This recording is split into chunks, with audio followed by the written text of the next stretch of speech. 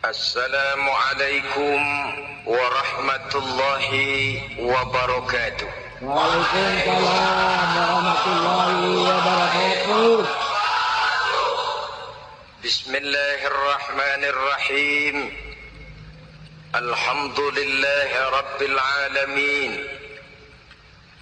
Wa bihi nasta'inu ala umuri dunya waddin.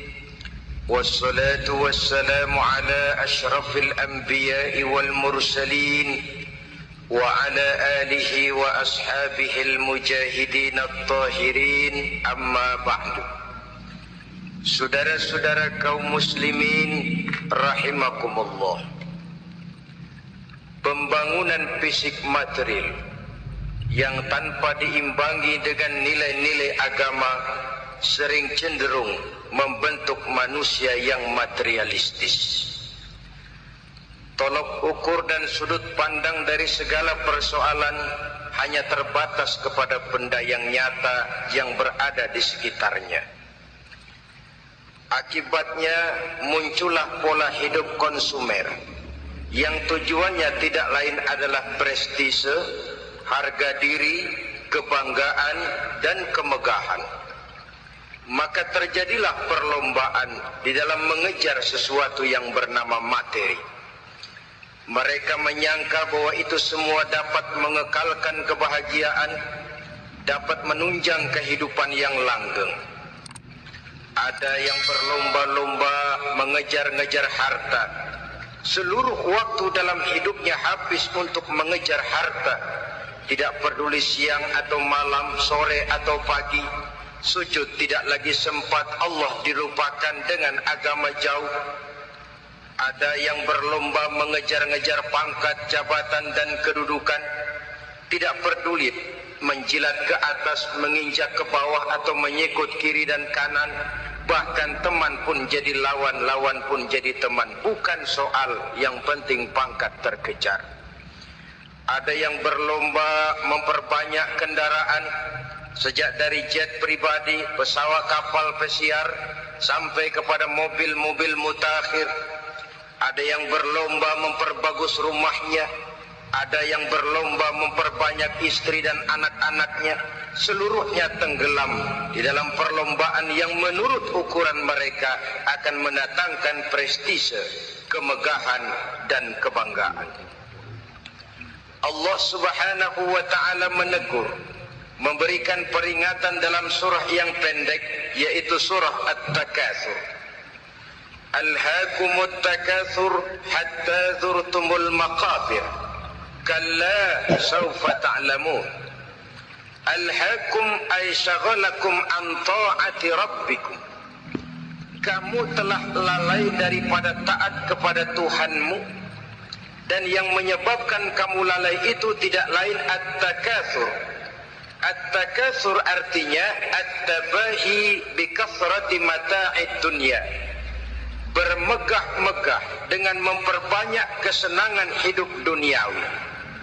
Dengan kata lain, berlomba-lomba mengejar kemegahan duniawi telah menyebabkan kamu lalai daripada mengingat, daripada taat kepada Allah Subhanahu wa ta'ala. Apabila orang cenderung materialistis, seluruh kegiatan hidup dikerahkan untuk berlomba memperbanyak materi. Apa namanya harta benda, apa namanya rumah, apa namanya pangkat dan jabatan. Maka dikala itu seseorang akan sangat mudah lalai daripada taat kepada Allah Subhanahu wa ta'ala.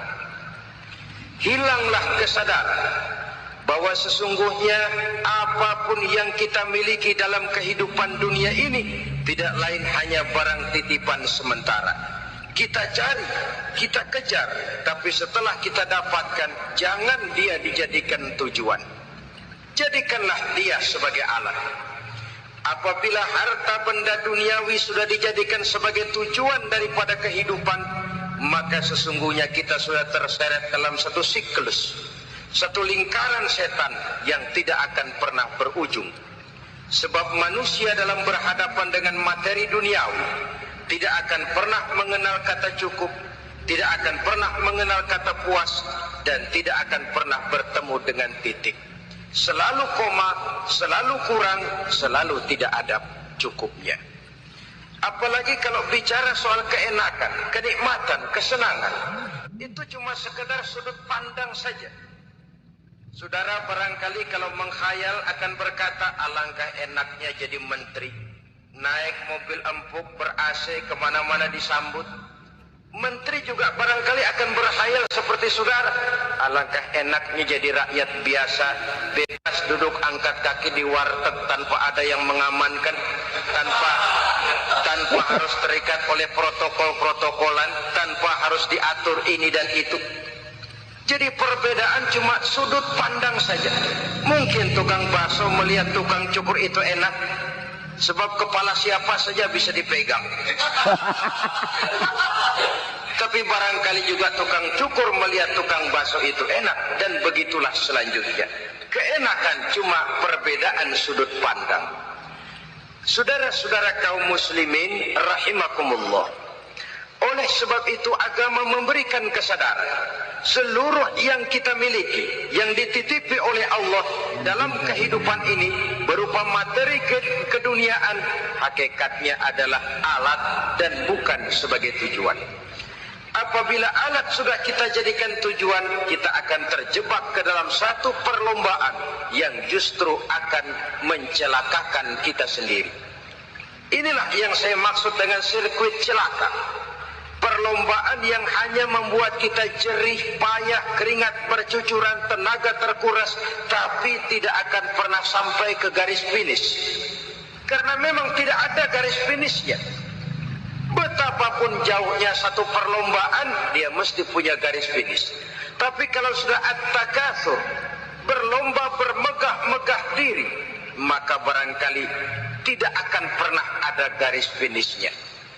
Kita akan terseret dalam lingkaran setan berputar di seputar itu, tanpa tahu kapan berhenti dan di mana titiknya. Agamalah yang memberikan kesadaran. Alhaakumut takatsur. Bermegah-megahan telah membuat kamu lalai daripada taat kepada Allah Tuhanmu. Semua sadar bahwa kita diciptakan tidak lain adalah untuk mengabdi kepada Allah. Nilai pengabdian ini sering lentur, nilai pengabdian ini sering luntur, manakala kita sudah berlomba-lomba, bermegah-megah dengan materi kehidupan dunia. Islam jelas tidak menganjurkan penganutnya jadi orang miskin. Bahkan Imam Ali karramallahu wajhah pernah mengatakan, kemiskinan bisa menyebabkan kekufuran. Ayat yang pertama turun juga kita tahu, Iqra, baca olehmu. Kan seolah-olah Quran cuma tidak langsung saja bilang, hai orang Islam, kamu jangan jadi bodoh. Kebodohan menimbulkan kemiskinan, kemiskinan mendekatkan kita kepada kekufuran. Jadi miskin sama kufur tetangga. Artinya dalam kondisi miskin, kemudi hati itu mudah terombang-ambing. Oleh sebab itu sering kemiskinan umat Islam ini dimanfaatkan oleh orang-orang lain untuk menyebarkan agamanya. Padahal agama adalah soal keyakinan yang tidak mungkin ditunjang dengan supermi, ditunjang dengan beras, pakaian, obat-obatan, beasiswa. Agama adalah soal keyakinan. Keyakinan adalah soal kebenaran, dan kebenaran itu adalah milik bersama. Tujuan diciptakannya manusia tidak lain adalah untuk melaksanakan ibadah. Kalau orang tenggelam dalam perlombaan memperbanyak harta, mempertinggi kedudukan, memperindah segala macam yang sifatnya duniawi, biasanya itu akan membuat dia lalai dari taatnya kepada Allah Azza wa Jalla. Kadang bukan hanya lalai daripada taat, juga sering terjebak kepada maksiat. Karena kalau pola pandang dan tolok ukur sudah benda duniawi semata-mata, sangat tidak mustahil orang lalu terjebak ke dalam prinsip menghalalkan segala cara. Asal sudah tujuan tercapai, cara apapun halal. Akhirat nomor 18. Nah, bukankah memang barangkali kita sejak kecil sudah dilatih untuk materialistis. Umpamanya kita hanya sering dilatih untuk takut kepada yang konkret-konkret saja, takut kepada yang nyata-nyata saja. Seorang ibu kalau menakuti anaknya, aduh nak, kenapa ini kau kerjakan, kalau bapakmu tahu, waduh habis kamu. Nah, kita lihat kalau bapakmu tahu, kalau polisi tahu, kalau hansip tahu, kalau satpam tahu. Tapi jarang seorang ibu menanamkan kepada anak, nak, kenapa ini yang kau lakukan, nak? Bukankah kau tahu Allah lihat, Allah tahu, Allah dengar, Allah, nak. Diajarkan takut kepada yang gaib. Karena kalau takut dia kepada polisi, dia masih bisa cari tempat lain dong yang polisi kagak lihat. Kalau takut dia kepada satpam, minggir dong ke tempat yang kira-kira satpam nggak lihat. Tapi kalau sudah takut itu terpulang kepada Allah, kepada yang gaib, tidak sejengkal tanah pun yang terhalang dari pengetahuan Allah. Tapi itulah salahnya kita. Sejak kecil anak-anak sudah kita latih untuk takut hanya kepada yang konkret-konkret saja. Akibatnya sampai dia besar melembaga dalam kehidupannya. Dia nyolong, kata temannya, kamu nyolong ya? Iya. Kok nyolong sih? Emang? Kenapa nyolong? Biarin.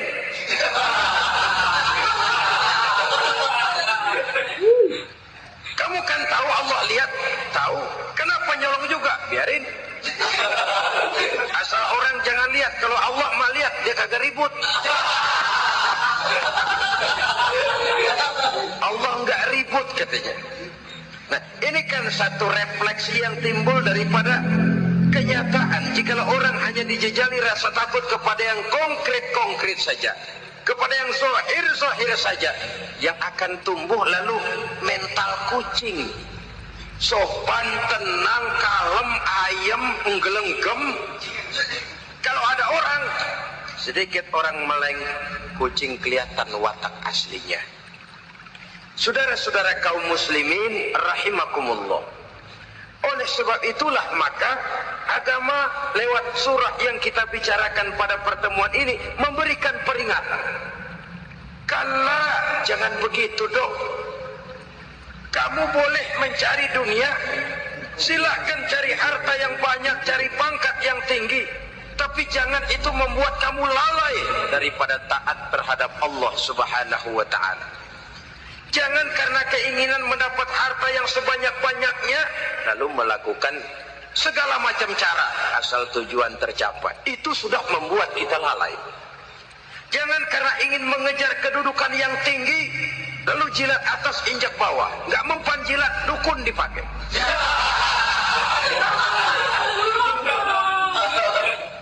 Itu kan sudah membuat kita lalai.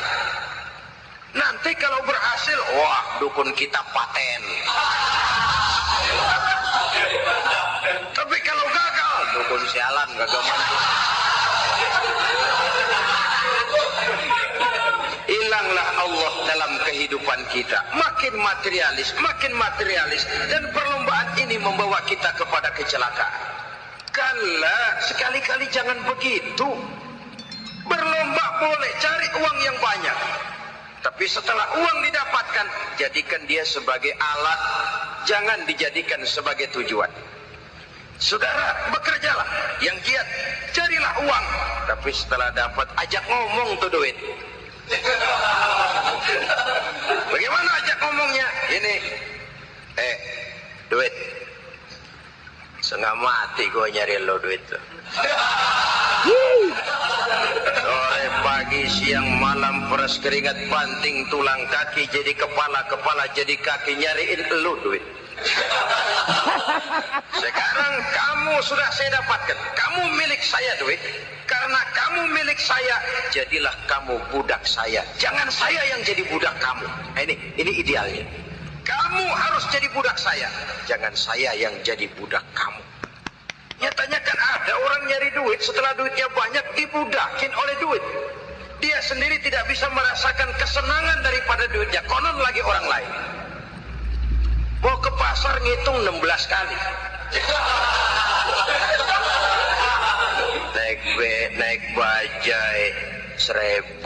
1000 itu kalau ratusan semua 1000 lembar. Hitung-hitung, mendingan jalan kaki. Jalan kaki, tengah hari bolong, panas, kan dibudakkan oleh uang. Cari karier, kejar pangkat, kejar kedudukan. Setelah ditemukan itu, jadikan dia sebagai alat, jangan dijadikan tujuan. Pangkat kau milikku, karena kau milikku kau harus jadi budakku, jangan aku yang jadi budak kau pangkat. Suatu saat dia harus lepas dari kita, jiwa ini lapang. Kenapa? Dahulu pun ketika lahir ke dunia tidak ada pangkat yang kita sandang. Dahulu pun ketika lahir ke dunia tidak ada harta yang kita bawa. Jadi harta itu, pangkat itu, kedudukan itu ada dalam hati, tapi tidak berurat dan berakar. Kalau dia berurat dan berakar dalam hati, berat misah sama harta itu. Berat. Sekedar ngasih fakir miskin cepet juga berhitungnya 17 lembar.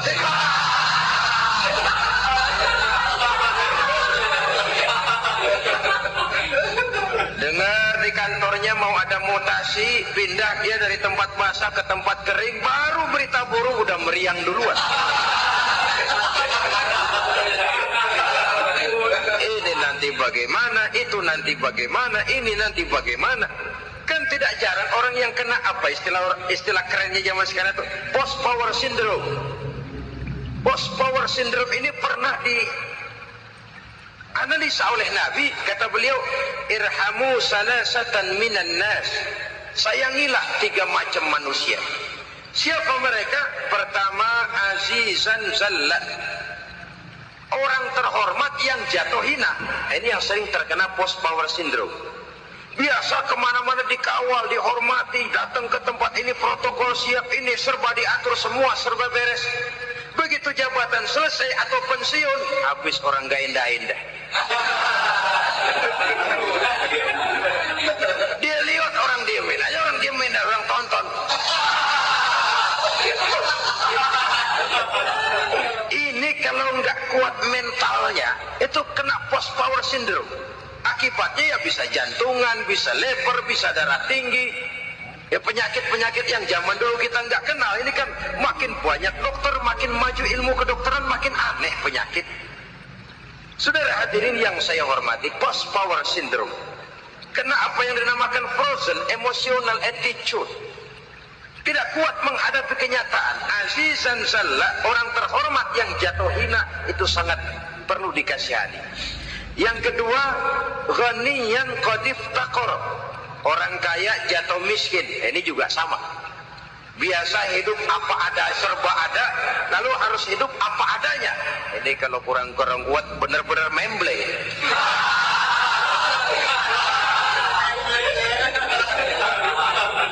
Kalau tidak kuat mentalnya, biasa hidup serba enak, serba nikmat, cuma kerjanya neken cek, main apa itu kredit card, macam-macam fasilitas dipunyai. Tahu-tahu jatuh bangkrut, jatuh miskin. Kalau tidak fondasi agamanya kuat, bisa gantung diri, bisa bunuh diri, bisa frustasi, bisa terkena psikosomatik, tekanan jiwa mempengaruhi faktor biologis. Timbullah tekanan, terjadilah penyakit aneh-aneh. Al-ghaniyan qad iftaqara, orang kaya jatuh miskin, itu perlu dikasihani. Yang ketiga, wa faqihan yal'abu bihil juhal. Ahli fikih tapi dipermainkan oleh orang-orang bodoh. Hanya kebetulan orang bodoh itu punya kekuasaan. Hukum bisa dipesan.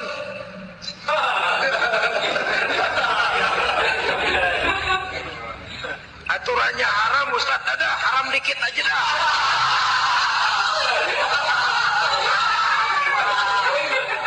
Sibuklah tuan fakih ini, ahli fikih ini mencari dalil kebet sana kebet sini supaya yang tadinya haram benar bisa jadi haram sedikit. Padahal yang minta ini orang bodoh, nggak ngerti agama, cuma karena punya kekuasaan dipermainkan oleh orang yang fakih. Orang yang fakih ini dipermainkan. Kasihan orang yang seperti itu.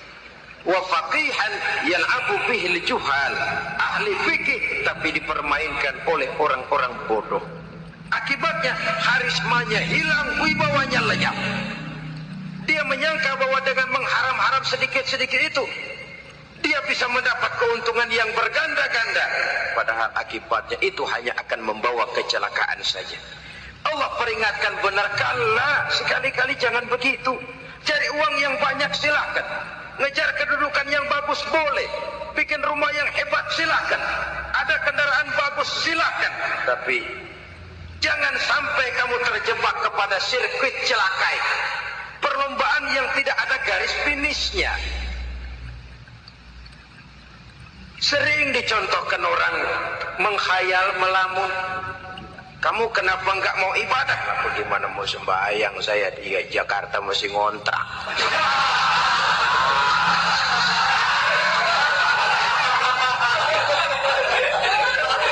Bingung, tiap akhir tahun kontrakan habis. Kalau punya rumah sendiri walaupun kecil-kecilan, tenanglah saya ibadah. Baiklah, oleh Allah diberikan rezeki bisa bikin rumah walaupun kecil-kecilan. Sudah punya rumah sendiri, belum juga ibadah, apalagi mulur lagi. Habis bagaimana mau sembahyang, rumah kecil banget, pinggir kali, asal hujan bocor ya.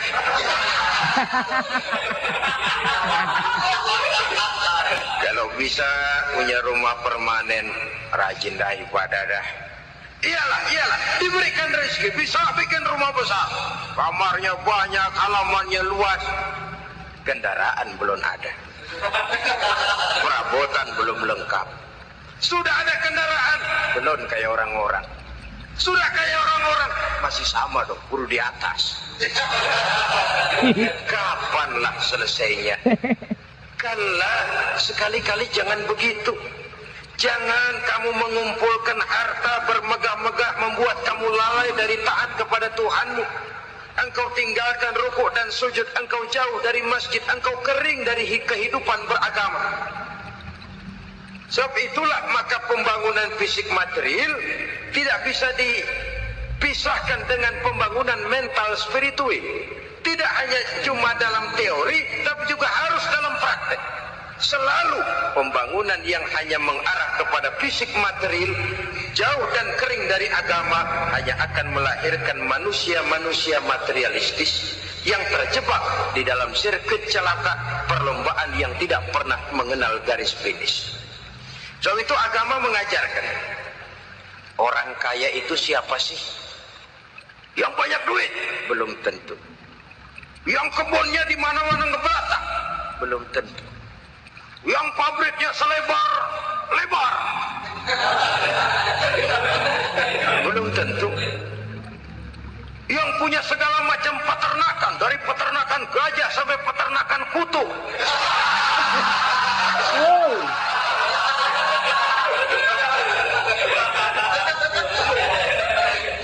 Belum tentu.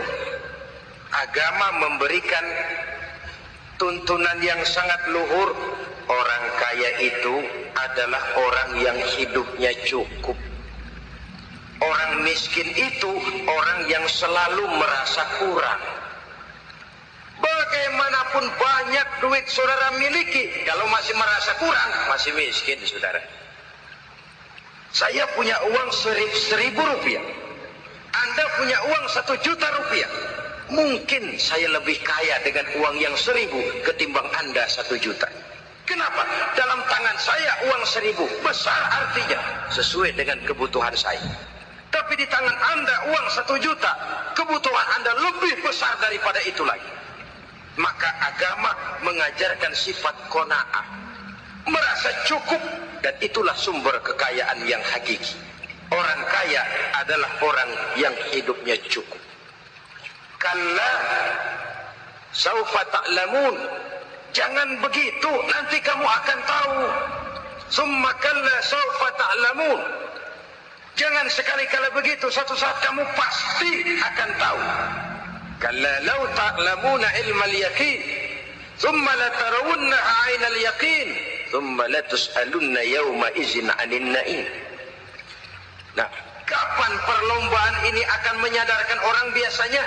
Hatta zurtumul maqabir, sampai kamu dekat ke liang kubur. Itu biasanya kalau istilah orang sekarang baru ngeh. Asal sudah napas sampai tenggorokan disambung dengan selang, sudah Senin Kemis dibantu dengan alat picu jantung, gerak gerak gerak gerak, sudah kayak orang mau gergaji kayu.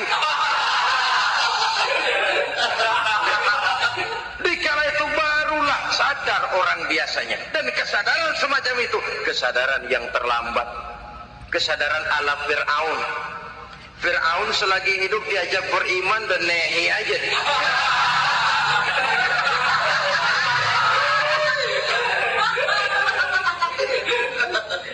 Tapi ketika dia tenggelam di lautan merah bersama seluruh tentaranya, dikala napas hampir terputus, keluar ucapannya, amantu bi Rabbi Musa wa Harun. Aduh, kalau begini mah saya juga percaya kepada Tuhannya Musa dan Harun. Saya beriman kepada Allah. Lagi timbul tenggelam mau sekarat baru beriman. Hatta zurtumul maqabir. Kamu telah lalai dari sebab bermegah-megah sampai kamu masuk ke liang kubur, dekat ke liang kubur. Kalimat zurtum di sini menjelaskan bahwa kubur itu tidak selamanya.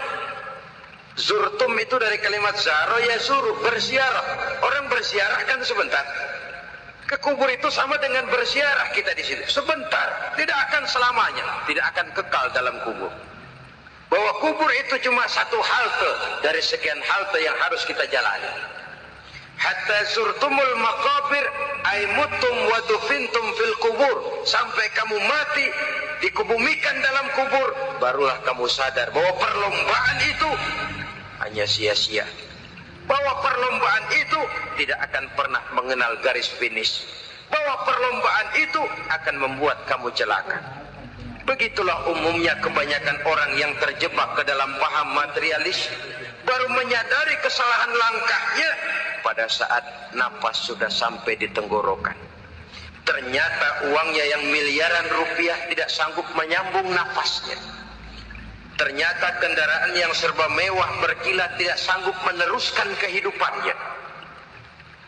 Ternyata pangkat jabatannya yang tinggi yang membuat dia menyebabkan temannya jadi lawan, lawannya jadi teman, tidak akan sanggup menghentikan sang malaikat maut. Kalau keadaan sudah begitu, baru sadarlah kita terlambat. Karena saat seperti itu akan dihadapi oleh setiap orang. Kala, jangan begitu. Sadarlah kamu bahwa kalau sudah dekat ke liang kubur kamu baru insaf, itu terlambat. Sebelum napas sampai di tenggorokan, pintu tobat masih selalu terbuka. Tapi manakala napas sudah sampai di tenggorokan, tertutuplah pintu tobat untuk orang yang bersangkutan. Oleh sebab itu, perlombaan dengan bermegah-megah terhadap materi duniawi, tolok ukur dan pandangan hidup yang terbatas kepada wujud benda semata-mata, memang sering menyebabkan orang lalai, sering menyebabkan orang lupa diri, tidak sadar tentang hakikat yang terpenting dari kehidupan ini, yaitu tentang dari mana dia datang, di mana dia sekarang, dan kemana dia akan pulang. Sungguh, ilmu pengetahuan tidak akan pernah mampu menjawab persoalan ini. Sungguh, filsafat juga tidak berdaya menghadapi pertanyaan seperti ini. Hanya agama yang mampu memberikan kepastian batin tentang hakikat dari mana kita datang, di mana kita sekarang, dan kemana kita akan pulang. Makin kita renungi pertanyaan ini, makin kita menemukan diri sendiri. Dan makin kita menemukan mengenal diri sendiri, kita akan semakin mengenal Allah Subhanahu wa ta'ala. Semakin kita mengenal Allah, maka akan semakin terpanggil kita untuk dekat dengannya, mentaati segala perintahnya, dan berupaya menjauhi segala yang dilarangnya. Dengan demikian selamatlah kita dari satu perlombaan yang hanya akan menyeret kita kepada menghalalkan segala cara, jauh dari agama, jauh dari Allah, bahkan jauh dari sesama manusia. Karena umumnya perlombaan seperti ini akan cenderung melahirkan manusia yang egois. Muslimin rahimakumullah. Lebih jauh, mari kita mengikuti peringatan Allah dalam surah Al-Munafiqun ayat 9. Di sini Allah Subhanahu wa taala mengingatkan, A'udzu billahi minasy syaithanir rajim. Ya ayyuhalladzina amanu la tulhikum amwalukum wala auladukum an dzikrillah wa may yaf'al dzalika fa ulaika humul khasirun. Hai orang-orang yang beriman, jangan sampai hartamu dan anak-anakmu melalaikan kamu daripada mengingat Allah. Wa may yaf'al dzalik, barang siapa yang melakukan hal seperti itu, fa ulaika humul khasirun, maka merekalah sesungguhnya orang-orang yang merugi. Rugi dunia, rugi akhirat. Disebutkan di sini dua hal yang sering menyebabkan kita jadi lalai. Amwal dan aulad. Harta dan anak-anak. Materi dan keluarga. Perlombaan di dalam mengumpulkan materi sering menyebabkan kita menjadi lalai. Begitu juga amanah berupa anak, sering kita lalaikan atau sering membuat juga kita menjadi lalai. Kita lalaikan dalam arti bahwa keduanya, baik harta baik anak, merupakan amanah dari Allah. Setiap orang tua akan dimintakan pertanggungan jawab. Apabila kita lalaikan amanah ini, maka resikonya akan kembali juga kepada kita. Tapi satu hal yang jelas dalam ayat 9 surah Al-Munafiqun ini, bahwa perlombaan memperbanyak harta dan anak-anak yang masuk dalam kelompok at-takatsur itu tadi akan menyebabkan orang khasiru, termasuk ke dalam kelompok orang-orang yang rugi. Perlombaan yang hanya akan membawa kerugian semata-mata. Kemudian di dalam satu hadis Rasulullah sallallahu alaihi wasallam memberikan peringatan. Beliau bersabda, "Iza azamat ummati dinaran wa dirhaman, nusi'at minha haibatul Islam. Wa iza tasabat ummati saqatat min ainillah. Wa iza turikatil amru bil ma'ruf wan nahyu 'anil munkari, hurimat 'alaihim barakatul wahyi." Ada tiga hal yang kalau kita kerjakan akan menimbulkan tiga macam akibat di dalam hadis ini. Pertama, iza azamat ummati dinaran wa dirhaman. Apabila umatku sudah mengagung-agungkan dinar dan dirham, artinya kalau umatku sudah jatuh menjadi umat yang materialistis, segalanya diukur dari dinar dan dirham. Dinar dan dirham ini kalau bahasa Inggrisnya dokat.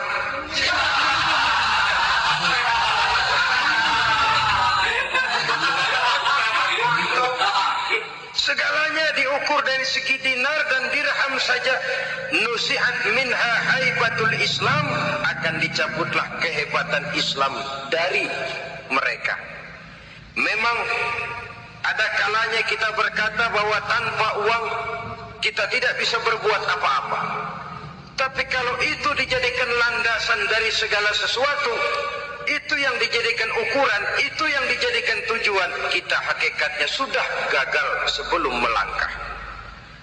Apapun saja profesi kita, apabila sudah menjadi pendewa dinar dan dirham, akan hilanglah kehebatan Islam, akan dicabut kehebatan Islam itu. Umat Islam bisa dibeli, ulama bisa dikontrak, kiai bisa dicarter. Saudara hadirin ma'asyiral muslimin rahimakumullah, apabila umatku sudah membesar-besarkan dinar dan dirham, bermegah-megah dengan itu, berlomba-lomba memperbanyak itu yang menjadi tujuan dan tolok ukur dari segala kegiatan, nuzi'at minha haibatul Islam, akan dicabutlah kehebatan Islam. Hilang itu wibawa. Walaupun walaupun dia bernama umat mayoritas dalam jumlah, tetapi dia minoritas dalam peranan. Mayoritas dalam bilangan, tapi minoritas dalam percaturan kegiatan hidup ini. Kita ingat di zaman pengembangan Islam di masa Rasulullah Sallallahu Alaihi Wasallam, mereka berlomba-lomba mengorbankan dinar dan dirhamnya untuk kepentingan agama, bukan mengorbankan kepentingan agama untuk mencari dinar dan dirham. Kita di zaman sekarang sering terjadi penjungkiran nilai terbalik yang kita amalkan. Nabi Ibrahim mengorbankan putranya Ismail untuk kepentingan agama. Kita sering sekarang ini mengorbankan kepentingan agama untuk anak-anak kita. Dulu anaknya yang dikorbankan buat agama, sekarang agamanya dikorbankan buat anak. Dulu dinar dan dirham dibelanjakan untuk menopang agama, sekarang agama dijadikan alat untuk mencari dinar dan dirham. Saudara-saudara kaum muslimin rahimakumullah, memang apabila dinar dan dirham digunakan untuk penyangga perjuangan, itulah idealnya. Saya katakan tadi, dinar, dirham, uang, dunia cuma sekedar alat, bukan sekedar tujuan. Kita memerlukan alat ini. Membangun pesantren tidak cukup dengan semangat.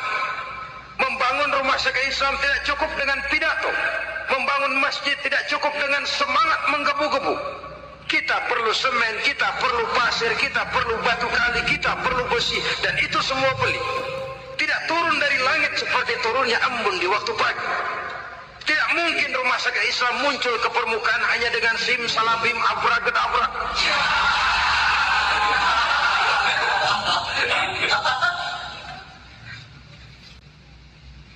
Oleh sebab itu, saya bersyukur kecenderungan belakangan ini pengajian-pengajian akbar di berbagai tempat tidak hanya sebagai ajang untuk menanamkan akidah, membina ukhuwah, tapi juga menjadi sarana di mana kita mengumpulkan dana, menghimpun potensi umat, menginventarisir potensi untuk kepentingan pengembangan daripada agama. Meskipun ada satu dua orang yang salah paham tentang ini, sampai kemudian saya mendapat satu merek yang cukup tidak enak untuk didengar, mengkomersilkan pengajian katanya. Karena memang ada pengajian yang menggunakan sistem karcis, sebenarnya juga tidak etis. Undangan berikut infak, yang seluruh hasilnya digunakan buat kepentingan agama. Apakah itu rumah sakit, apakah itu madrasah, apakah itu masjid. Dan satu sen pun saya tidak menuntut bagian dari itu. Saya malah berprinsip sepanjang saya masih laku untuk dijual dan itu memang buat kepentingan agama, persilahkan jual saja. Asal buat masjid, pesantren, madrasah, rumah sakit Islam, kegiatan syiar dan dakwah, silakan. Tapi kalau sudah dijual buat kepentingan pribadi, memperkaya diri sendiri, tentunya dunia akhirat sulit untuk ridho kepada tingkah laku yang semacam itu. Kita memerlukan dana. Umat di daerah membangun memerlukan dana. Dan dana itu tidak hanya datang begitu saja. Kita bersyukur bahwa untuk menghadiri pengajian sekarang ini orang mau mengeluarkan uang, mau memberikan infak dengan ikhlas, tidak dengan keterpaksaan. Kenapa tidak? Sehingga ini lalu diinventarisir untuk kepentingan pembangunan agama. Ratusan juta rupiah terkumpul dari pengajian-pengajian rutin ini, pengajian-pengajian akbar ini. Puluhan masjid terbantu, rumah sakit Islam terbantu, musola selesai. Ya walaupun tidak lalu semuanya beres, tapi gemaknya itu sudah cukup menyentuh untuk menyadarkan orang bahwa harta baru kekal kalau dia sudah dibelanjakan di jalan Allah. Nah, yang celaka kalau dinar dan dirham itu yang dijadikan tujuan. Mengadakan pengajian semata-mata untuk cari uang. Uangnya buat kantongnya dewe. Itu yang membuat dicabutnya kehebatan Islam itu. Segalanya diukur dari sudut itu. Sehingga ketika seorang datang bertanya tentang hal-hal yang berkaitan dengan ini, maka hal semacam ini sesungguhnya satu nikmat yang perlu kita syukuri sepanjang menginventarisir potensi umat benar-benar digunakan buat kepentingan daripada agama kita. Jadi peringatan tegas dari Nabi ini, iza azamat ummati dinarun wa dirhaman nusi'at minha haibatul Islam. Apabila umatku sudah mengagung-agungkan dinar dan dirham, maka akan dicabutlah kehebatan Islam dari tengah-tengah mereka. Remeh saja orang memandang kita, enteng saja orang memandang kita. Satu. Yang kedua, peringatan Nabi, wa iza tasabat ummati saqatat min ainillah. Apabila umatku sudah saling mencaci maki, apabila umatku sudah saling berbantah-bantahan, saqatat min ainillah, jatuhlah mereka dalam pandangan Allah. Kalau sesama umat ini sudah saling menjelekkan, apakah yang menjelekkan itu lebih bagus dari yang dijelekkan di hadapan Allah? Dua-duanya sama rendahnya. Pribadi saya mungkin puas kalau saya bisa menghantam saudara di depan umum, menjelek-jelekkan nama saudara. Tapi lebih baikkah saya dalam pandangan Allah? Sama rendahnya dengan orang yang saya jelekkan. Itu pun kalau yang dijelekan benar-benar jelek. Kalau cuma sekedar fitnah, wah lebih celaka lagi nasib si orang itu tadi. Ini artinya menyadarkan kita bahwa umat ini sudah diikat dengan akidah. Beraneka ragam kita, tapi harus ada kebersamaan. Berbeda kita, tapi harus satu. Sebagai satu ummatan wahidah, satu umat yang satu. Oleh sebab itu, persamaannya lah yang harus kita angkat ke permukaan, bukan perbedaannya yang kita perbesar. Sudah datang waktunya umat Islam bangun dari tidurnya, jangan lagi dibuai oleh irama mayoritas. Sudah lewat masanya kita bertengkar karena persoalan-persoalan kecil yang tidak prinsip. Sudah datang waktunya umat Islam bersatu, menyusun saf yang lebih lurus oleh karena ia dihadapkan kepada tantangan-tantangan yang tidak semakin ringan. Kalau kita bertengkar dengan kita, kalau kita saling mencaci sesama kita, bukankah Yahudi tepuk tangan? Bukankah Nasrani menari-nari? Bukankah pihak ketiga akan menangguk di air keruh? Dan kerugian akan terpulang kepada kita semua. Tapi inilah realita, bahwa yang kita hadapi ini sesungguhnya musuh kita di luar kita, bukan di dalam kita. Apakah itu kemiskinan, kebodohan, maksiat, munkarat, ketidakadilan, kezaliman, kesewenang-wenangan, dan lain sebagainya. Yang musuh jadikan musuh, yang teman mari kita rangkul. Jangan terbalik, teman dimusuhi, musuh malah dirangkul. Maka berpesta poralah musuh-musuh Islam ini. Saudara-saudara kaum muslimin rahimakumullah, Nabi memperingatkan dengan tegas, wa iza tasabat ummati saqatat min ainillah. Jikalau umatku sudah saling mencaci maki, sudah saling berbantah-bantahan, jatuhlah mereka dalam pandangan Allah. Satu ayat menjelaskan, jangan sebagian kamu meremehkan, yaskhar, mengecilkan, menganggap enteng orang lain. Boleh jadi yang dihina, diremehkan, dianggap enteng itu nilainya lebih bagus daripada yang menganggap enteng. Dalam hakikat segala sesuatu itu cuma kembali kepada Allah. Di sanalah penilaian finalnya. Manusia hanya melihat yang zahir.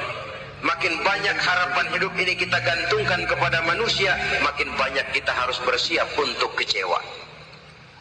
Saudara-saudara kaum muslimin rahimakumullah. Kemudian yang ketiga peringatan dari baginda Nabi, wa iza turikatil amru bil ma'rufi wan nahyu 'anil munkari hurimat 'alaihim barakatul wahyi. Apabila amar ma'ruf dan nahi munkar telah ditinggalkan, maka akan hilanglah keberkahan wahyu, akan hilanglah keberkahan Quran, akan sirnalah keberkahan agama, amar ma'ruf dan nahi munkar ditinggalkan. Artinya di tengah masyarakat sudah tidak ada lagi yang menyerukan ini baik, ini tidak baik, ini halal, itu haram. Mari kita sholat, mari makmurkan taklim, santuni yatim piatu, makmurkan masjid. Seruan ke arah itu tidak lagi terdengar. Sementara tinggalkan judi, tinggalkan minuman keras, jauhi zina, seruan semacam itu pun tidak lagi terdengar. Maka hilanglah keberkahan wahyu itu. Karena amar ma'ruf dan nahi munkar merupakan bagian daripada ajaran agama kita. Menjadi sponsor dari segala macam kebajikan dan menjadi penghalang daripada segala macam kemunkaran sesuai dengan batas kemampuan yang kita miliki masing-masing. Nah, saya kembali kepada persoalan pokok di awal pembicaraan tadi. Bagaimana jalan keluarnya? Jalan keluarnya tidak lain adalah upaya. Bagaimana kegiatan yang sifatnya fisik material ini diimbangi dengan kegiatan yang bersifat mental spiritual. Upaya menghidupkan majelis-majelis taklim, upaya memakmurkan masjid-masjid sebagai laboratorium rohani untuk mewujudkan keseimbangan dalam pola pikir yang akan berlanjut dalam gerak hidup yang kemudian akan tertuang dalam segala perbuatan manusia. Apabila sudah terwujud kepincangan dalam pola pikir, akan pincanglah caranya bertindak dan berbuat, akan pincanglah pandangan hidupnya, akan pincanglah orientasinya di dalam kehidupan ini.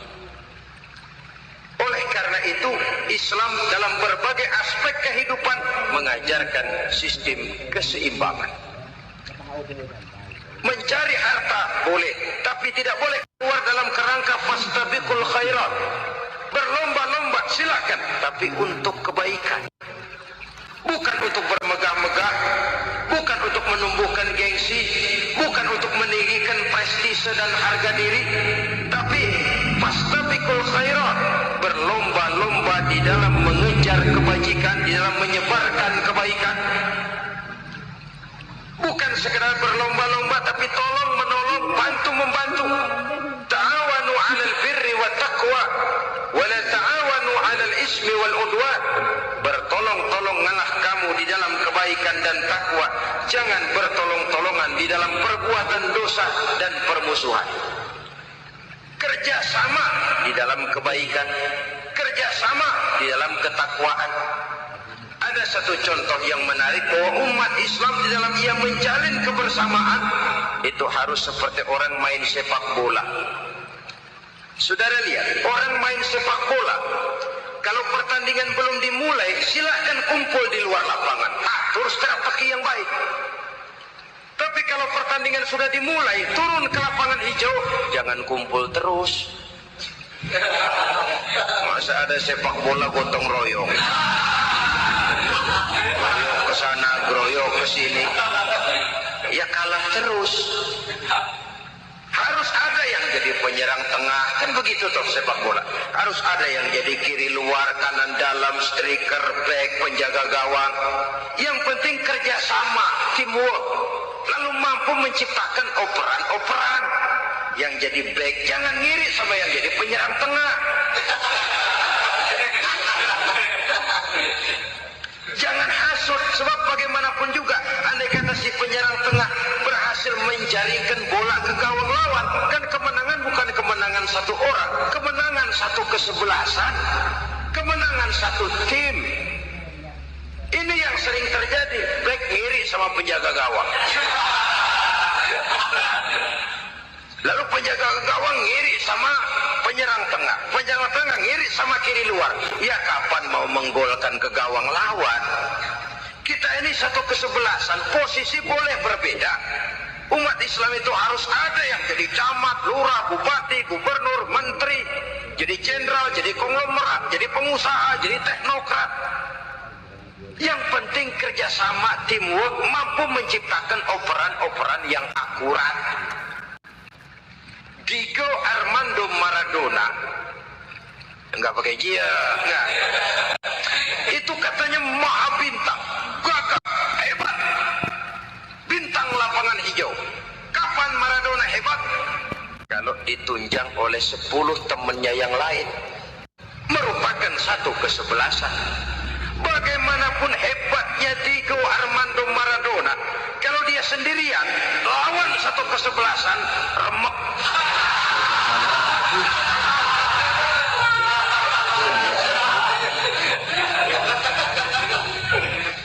Dia hebat, dia jenius, dia maha bintang karena dapat operan dari teman-temannya. Bukan jegalan, operan. Jadi oleh sebab itu bagaimana kita menciptakan operan-operan akurat yang akan melahirkan kebersamaan di tengah-tengah umat. Artinya satu contoh saja. Misalnya seorang pengusaha besar, oleh karena kesibukannya di dunia bisnis, tidak perlu jadi ketua pembangunan musola. Tapi kalau ada musola belum selesai, operan. Operannya itu yang penting. Apa yang dioper itu? Semen, apa batu kali, apa besi? Yang penting operan. Operannya akurat. Kadang-kadang ada terjadi juga frustasi ngelihat lawan kesebelasannya terlalu kuat, ngoper ke gawang sendiri. Jebol. Kan sering terjadi begitu. Muslim didukung oleh umat Islam, ketika punya posisi menguntungkan malah mempersulit Islam. Ini kan ngoper ke gawang sendiri, bunuh diri namanya. Boro-boro jebolin gawang lawan, asal jangan bunuh diri juga lumayan. Jadi kalau saja kita mampu menciptakan kebersamaan seperti ini, baju boleh berbeda. Seorang muslim boleh dibungkus baju ABRI, boleh dibungkus baju dokter, boleh dibungkus baju teknokrat, boleh dibungkus baju konglomerat, sekedar baju. Tapi kalau terbukalah baju itu, kelihatan dadanya, terbersit nilai imannya, meresap sampai ke tulang sumsumnya.